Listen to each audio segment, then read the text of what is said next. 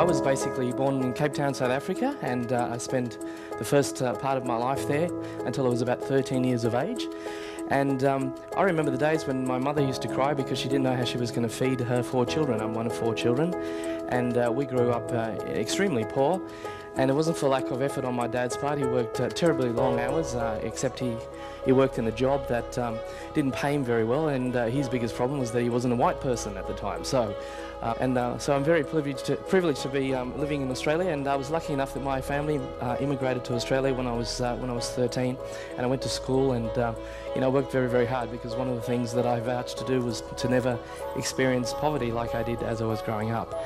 And the thing that got me excited was the prospect of pursuing a great career, and I ended up pursuing a career in the IT industry. So I was in the computer field, and in my last job I was actually with Hewlett-Packard. But that wasn't all good either, because I found that even though I worked very, very hard and went to uni and all that sort of stuff, when I started to get promoted, which seemed to be fun at the time, but very soon I realised that I was working for the company, and they seemed to be getting more out of me than for their own purposes than me personally.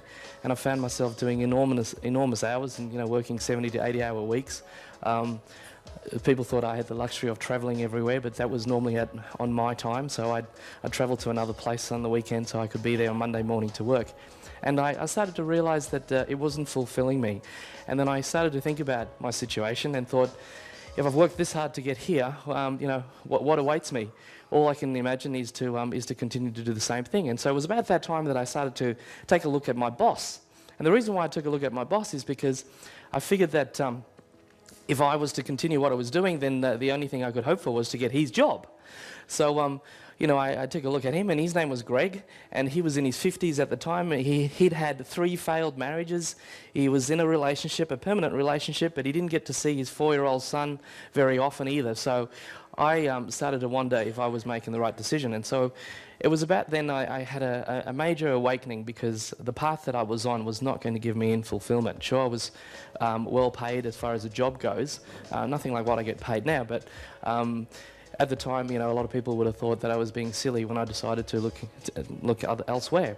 And what I decided to do was to study everything that I could on the subject of trading and investing in financial markets. And I focused specifically on the share market to start with, and as I got results there, I got into real estate as well. Now, a funny thing happened to me. A number of years after I started to achieve some great results in it, I actually was able to walk away from my job. And at the time, I was being paid about $200,000 a year in my full-time job.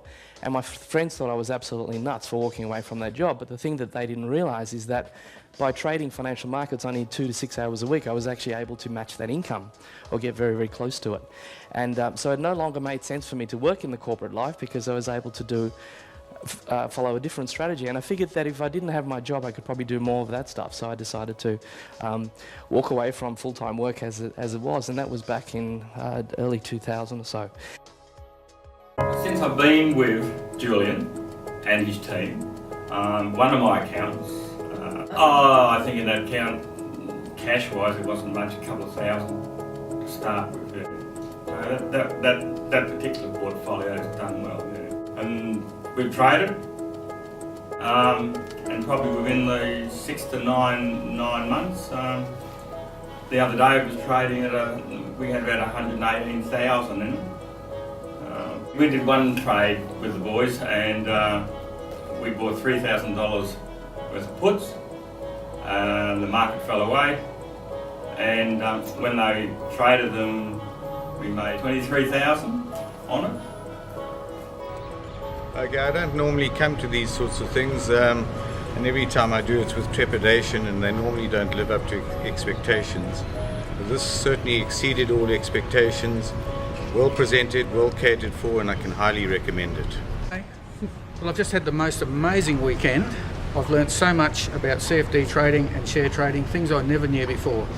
I've always been with managed funds, and advisors have looked after me and lost most of my money. So now at least I can learn how to make it all back. Magnificent course. Jules is a brilliant presenter, keeps you interested and laughing all the time. Recommend it to anyone. This has been a really enlightening experience. I've never done any type of share trading before. To me, it's as technical as computer parts and not understanding how they all work. So to have someone really break that down for you, talk in layman's terms, and give you a really polished presentation that makes sense, it's really fulfilling. If there's anything I can advise to any of my friends now is go get yourself educated, educate yourself about share trading, and I'd highly recommend you let Jules do that, because certainly I feel confident now in getting into the market and trading away. So thanks again, Jules. I'm Philip. I come from Toowoomba. I recently retired farmer and looking at going into investment, living with investments now. I had a few cash flow strategies going that weren't working. I'd been to previous workshops.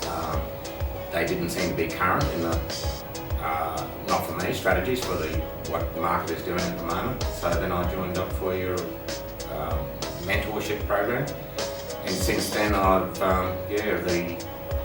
our business, which I suppose it has become now, our investment has turned into an investment business. We've now, what I've been chasing, we've now got cash flow back in the business, which then has let us step out to buy more investments again. Yes, so far it's working really well. Hitting all the goals. It's taken me exactly where I wanted to go.